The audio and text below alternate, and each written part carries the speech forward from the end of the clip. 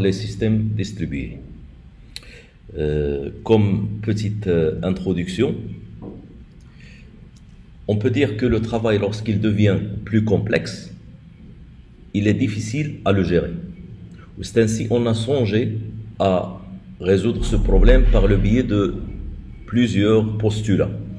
Parmi, c'est les systèmes distribués. Alors, les systèmes distribués, ce sont des environnements qui vont permettre à plusieurs ressources de se connecter dans un réseau. Afin d'accomplir, chacun, il va accomplir sa tâche. Bien sûr, ils divisent les tâches, ils coordonnent entre eux selon les efforts.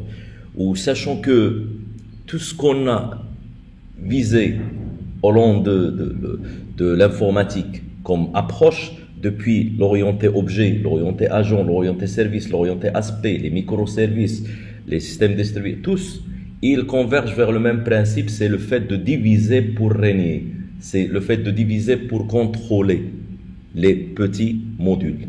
Alors c'est ça le principe. C'est quoi l'avantage? C'est de réduire les risques.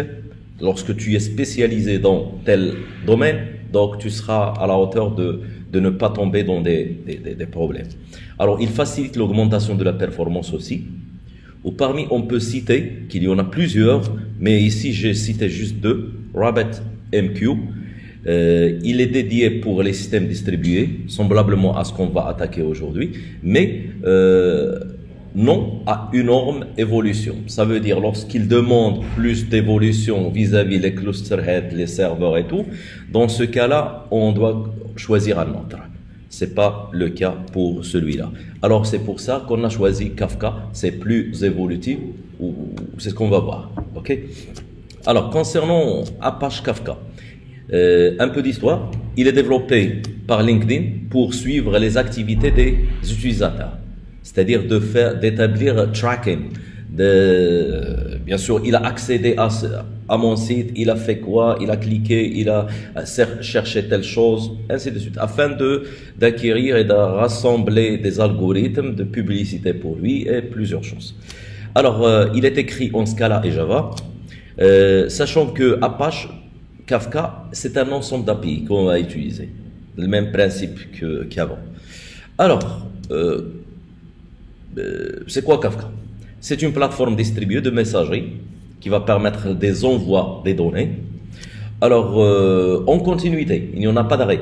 Okay? En continuité, en temps réel, il permettra de publier, de stocker, de traiter les données. Bien sûr, les données, on va les nommer différemment tout à l'heure. Okay? Certains mots-clés, ils sont très importants à les capter. Alors, il permet de gérer des flux de données provenant de plusieurs sources. Alors, sachant que un producer, il va publier des données, ok, ou un consumer, il va consommer ces données. Il va s'abonner à ces données afin de les voir. Ou bien sûr, s'abonner à un sujet, s'abonner à un topic. Maintenant, vous voyez que j'intègre certains mots-clés qui seront maniables lorsqu'on va commencer à utiliser le Kafka. Alors, ces caractéristiques. Il a une haute performance. Sa scalabilité, elle est visible lorsqu'on multiplie les clouds, c'est-à-dire les serveurs. C'est ce qu'on a dit tout à l'heure comparant avec l'autre outil. Donc le principe c'est il n'a pas d'arrêt. Donc si votre système il s'enrichit, il s'améliore et il submerge des clients, donc c'est pas un problème de multiplier les clouds dans le cas si vous utilisez le Kafka. Alors, où ça converge vers la résolution de problèmes de panne. C'est-à-dire, si un cloud, il est tombé en panne, ou bien un broker tombe en panne, ou bien une partition tombe en panne, dans ce cas-là, tu peux switcher vers un autre qui va résoudre le problème. Ou tout ça, ça se fait en temps réel. Il n'en a pas d'arrêt. Laisse-moi résoudre mon problème pour retourner et tout ça. Non, ça peut pas se faire. Alors, important à savoir. Tout ce que je mentionne ici, je vais l'expliquer différemment. Alors, sachant que le consommateur de ces données-là, il va pas être submerger avec des messages et des données qui vont arriver que s'il va, ou bien s'il le demande. Il demande à voir les données de T1 maintenant. Ok? S'il le veut, il va les voir. S'il veut par exemple voir de T0 depuis hier, son arrêt, sa connexion, il peut le voir et ainsi de suite. Donc, il n'en a pas on peut dire un blocage de lecture pour cette personne, ainsi de suite. Donc, selon sa demande, vous pouvez revoir Telegram, WhatsApp, ce sont des exemples à visualiser concernant ces distributions de messagerie. Alors, ici, on peut voir que les bases. On a parlé des consumers, ce sont des consommateurs. On a parlé des producers, ce sont les personnes qui publient ces données-là. Les données, ça s'appelle pas des données, ça s'appelle à peu près message, event, record. Mais capter record, puisque record, c'est ça ce qu'on va utiliser lors de la programmation. Vous allez trouver record, point, tu peux chercher les méthodes et les propriétés dépendant de record. Alors, record, c'est quoi? On peut dire, nous, comme développeurs, on va créer un topic, un sujet. Ok? Le producer, il va écrire dans ce sujet. Il va écrire quoi? Des messages. Oui, ce sont des records. Ok? Alors, les topics, comme je l'ai dit, il l'écrit où? Il l'écrit dans des partitions. Ou les partitions, il existe où? Dans des brokers. Les brokers, il existe où? Dans les clusters, ainsi de suite. Alors, les replications, cette donnée-là, vous avez une donnée. Et tu as peur d'avoir un problème, de les perdre. Donc, tu vas les multiplier dans enregistrement, vis-à-vis de l'enregistrement. Ça veut dire tu vas les repliquer. Donc, tu peux spécifier combien de fois ils vont s'enregistrer. Offset, ladder, replica, ce sont des outils qui vont nous aider à spécifier les données. Mais ainsi de suite. Par exemple, offset, ce sont comme le 0, 1, 2, 3, les ID. Les streams, c'est un point très très fort ou très important. Il va permettre où il y en a une API streams, ils vont permettre de traiter ces données. Vous avez la possibilité de traiter ces topics, de les modifier, de faire quoi que ce soit avec. C'est ce qu'on va voir. Alors ça, c'est juste un exemple. On peut voir un topic, un sujet. Ok, il est dispatché dans 4 partitions et je lui ai dit je veux 3 copies, 3 enregistrements, 3 replicants et ainsi de suite. Ça c'est juste un petit exemple concernant comment ça marche tout ceci. Alors concernant topic, on l'a mentionné tout à l'heure, c'est quoi? On peut dire un bloc-notes, c'est un journal qui contient des données. Ok, les développeurs ils vont définir le topic. Le topic, il est persistant, c'est-à-dire on ne perd pas les données, ne disparaissent pas. Donc c'est quelque chose d'assez fort, d'assez important.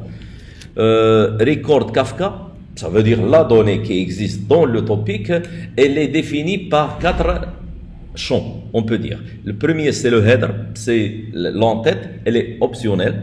La clé, value et le time, ça veut dire le temps où ça s'est enregistré. Ça peut être inséré, ça peut être automatique. Donc nous pouvons surtout focaliser-vous sur la clé ou la valeur. C'est ce qu'on va jouer sur. Alors tout ça, ça va être maniable par le biais de quoi? D'un broker. Un cluster Kafka, il se compose de plusieurs brokers. On a expliqué tout ça tout à l'heure.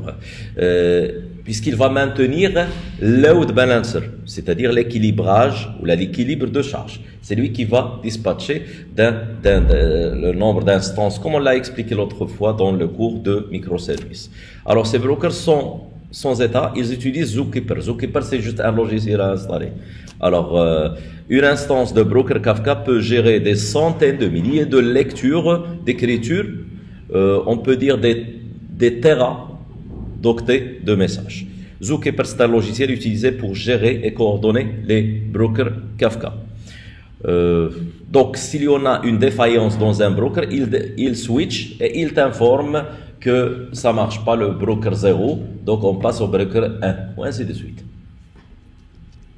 Donc maintenant, nous allons voir, bien sûr, 5 API qu'on a. Ok, on va voir à peu près 3 aujourd'hui. Donc, producer, consumer, streams.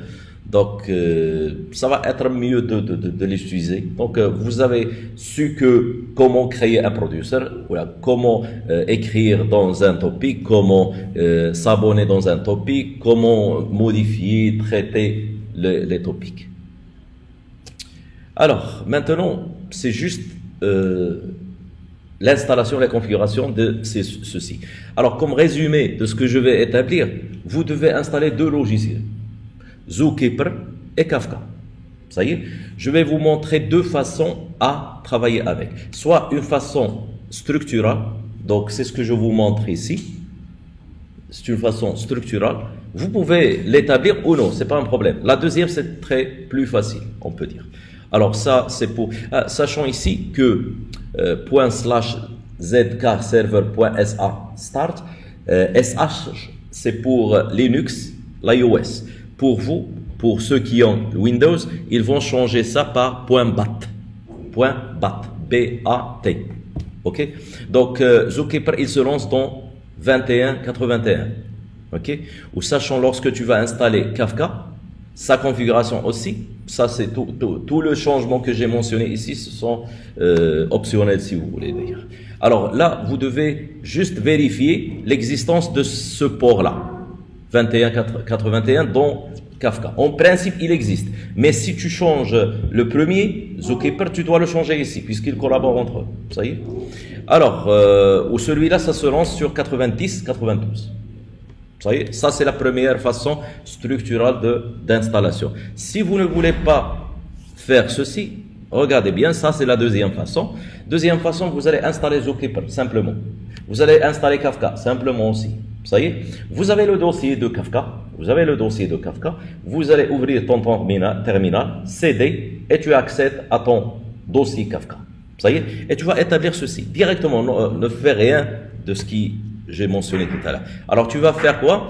Tu vas attaquer un dossier, bin, où tu vas trouver, bien sûr, un fichier zookeeper-server-start.sh. Ça veut dire, pour vous, .bat, pour Windows. Et tu vas lancer Zookeeper Properties. C'est là où ça se mentionne, le port de ceci. Après Zookeeper, tu dois lancer le Kafka. Bien sûr, le Kafka, il vérifie l'existence de Zookeeper. Alors ici, ça c'est le premier broker. Server.properties, c'est le premier broker. Si vous voulez lancer un autre, tout à l'heure, nous allons voir comment lancer d'autres brokers. Ça y est? Donc, si vous voulez, vous pouvez vérifier tout ça, vérifier l'existence de ces dossiers dans le dossier de Kafka qu'on a téléchargé lors de l'installation. Ça y est? Donc, maintenant, nous allons passer à la partie pratique.